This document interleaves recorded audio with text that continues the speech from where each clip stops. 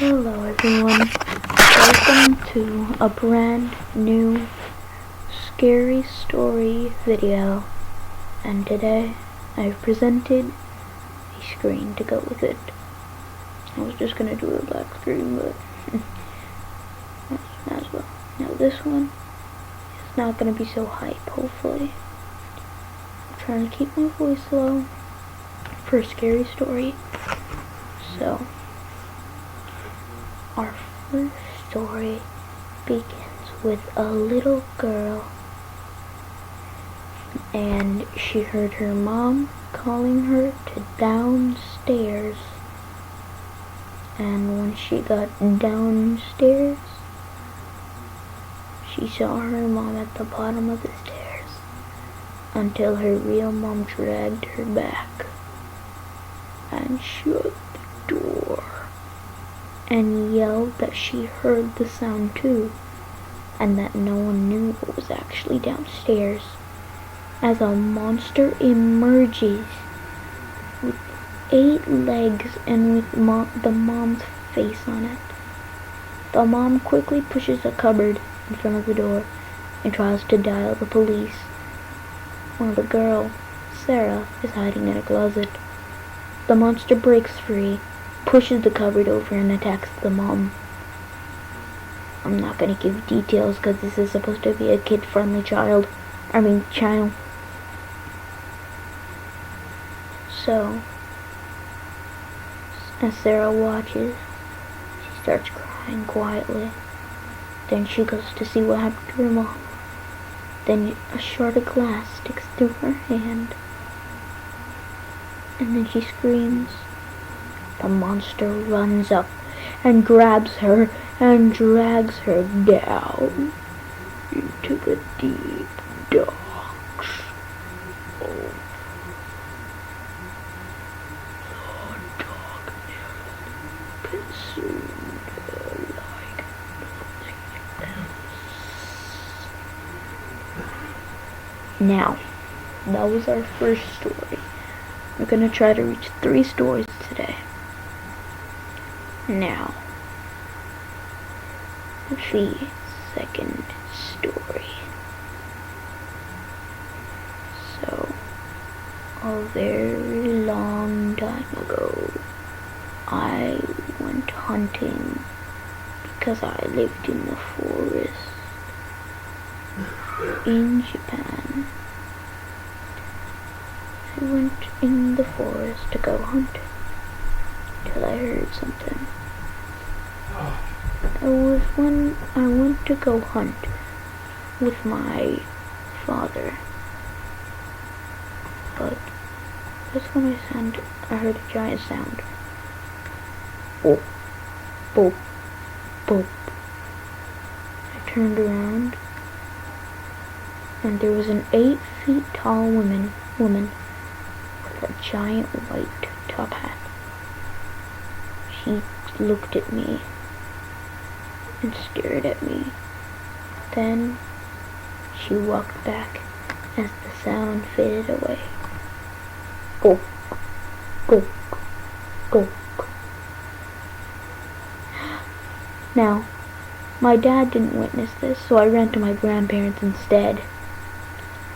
And I told them everything until I mentioned the sound. Gulp. They both froze and looked at each other. My grandma looked frightened. My grandpa looked serious. My grandpa looked at me very closely and said, "Did you have any eye contact with her?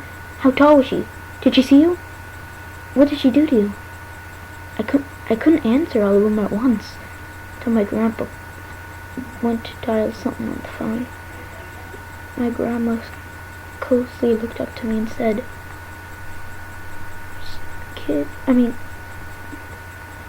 we'll make the girl's name Coraline, I guess. But anyways, Coraline, I don't know how to say this, but there's something abducting children. We call him or her Hachisaku-sama. He's an 8 feet tall demonic spirit, but whenever she's close, she says, boop, boop, boop. And whenever she sees something, a kid, she will no longer leave you alone. Then Grandpa comes back with a special lady. And then they both put me in a room with food and a TV. They put a statue of Jesus in the middle and bowls of salt and boarded up the windows and covered them with newspapers until I heard the sound, and then all of the salt turned black. And once it turned black, I was speechless. I heard the sound and began crying as quietly as I could. And then I heard my grandpa's voice. "Hey, Sonny, you can come out now." I was so happy, but then I realized it wasn't 7 a.m. like they told me to. Then I heard a sound again. Boop, boop, boop. Then it was finally 7, and I finally ran out and hugged my grandma. And I couldn't not go to Japan anymore, sadly, as my grandparents passed away.